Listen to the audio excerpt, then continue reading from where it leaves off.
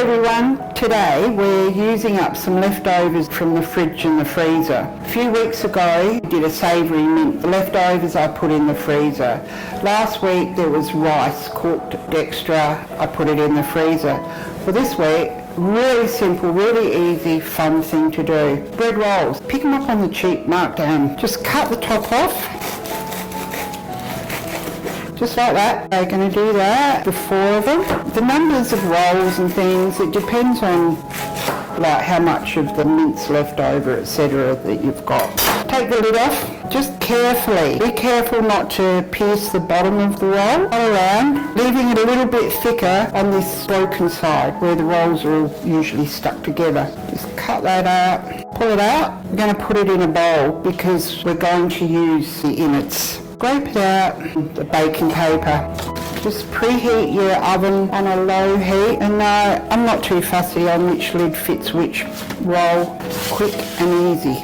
Right, we've got the melted butter here. Once again, depending on how many rolls and things that you're doing. Just give it a bit of a brush on the inside and a bit of a light brush on the outside.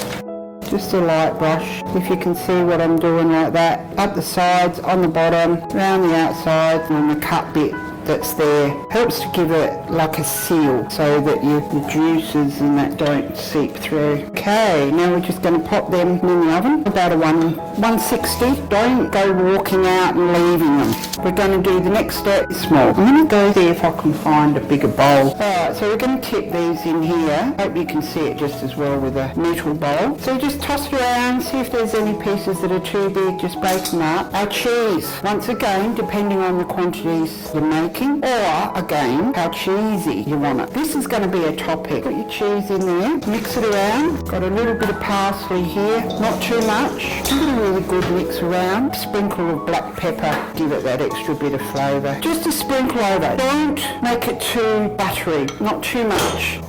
Give it a toss through. Just sort of like coating the breadcrumbs. Get on to the next bit. Now, the rolls have been in long enough. Pull them out. You can feel a little bit on the soft side, but not rock hard because this is going to crispen up once you put the filling in. Now we've got our leftover. In the freezer, I had some rice. Said in my notes last week, whenever I cook rice, I always cook extra so that I've got some in the freezer ready to go. So we're going to mix that in. You don't have to put rice in it if you don't want to. You can put pasta. You know, if you've got some leftover pasta, you can put that into it too. Whatever takes your fancy. Mix it really well in, and yes, there's more than enough for 4 rolls here. I normally cook enough for an army at home, and yes, some people will be saying out there, oh, carbs, but hey, lots of veggies in it because the savoury mint has got the mixed vegetables. That's it. Right, now you get your rolls and you fill them up. Push it down nice and firm, like really pack it in. Just pack it in really nice and tight. If you don't have enough savoury mince, try opening up a can of spaghetti or baked beans if your family likes baked beans. Drain some of the sauce off and mix that in like I've done with the rice. This is where our breadcrumbs, etc. come into it. We're going to sprinkle them. Give it another bit of a mix around, mainly to get the butter and the cheese and parsley all mixed in together. Just put it on top.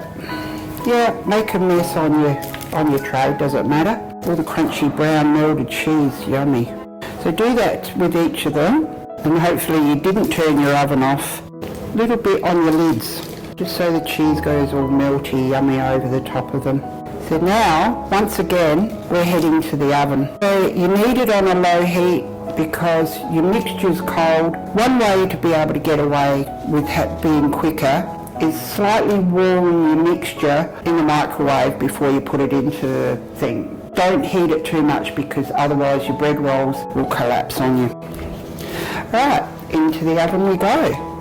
Now we keep them in there long enough for the cheese to melt. Now we're going to just make a simple salad. I bought a bag of 4-leaf salad mix or something. Right, so first off, red onion.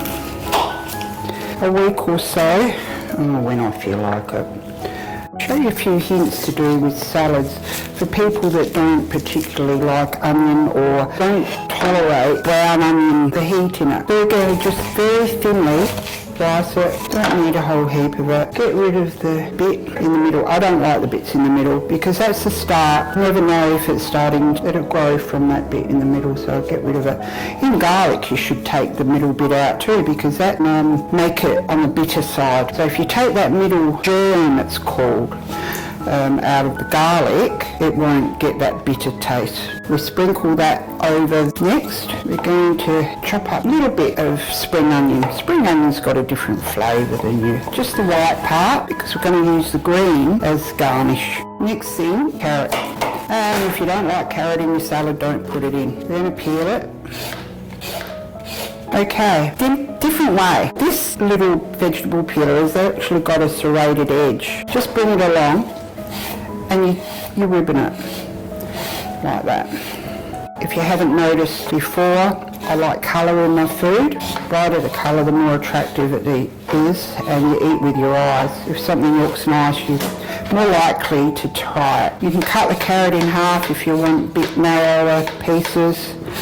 See how easy and quick this is. Sprinkle that over the top. Right, get rid of the peelings. I like splitting it down the middle and taking the seeds out. You'll find that if you can do it with a teaspoon.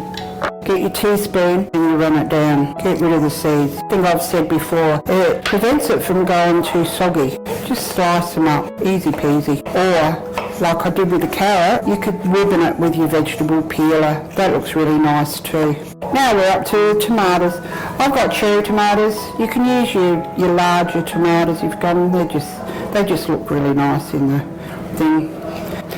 Now for a bit of garnish, we're going to add a bit of chilli, bit of spice. What I'm doing here is rolling it between the fingers, as you can see, and it loosens the seeds so you don't get as many. It's the seeds and the membrane that are the hottest part of the chilli. Just very finely slice it. Oh, didn't get any blue glove in it. I'm improving.